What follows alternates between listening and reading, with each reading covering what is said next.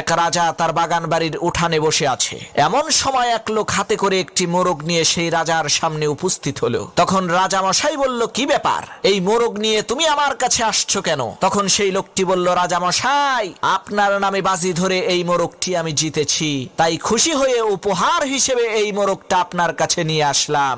রাজা বলল, মাশাআল্লাহ, ভালোই করছো, দাও মোরগটা আমাকে দাও, আমি এটাকে ভুনা করে খাবো। 3 দিন পর আবার সেই লোকটি একটি ছাগল নিয়ে সেই রাজার দরবারে উপস্থিত হয়ে বলছে, রাজা মশাই, আপনার নামে বাজি ধরে এই ছাগলটিও আমি জিতেছি।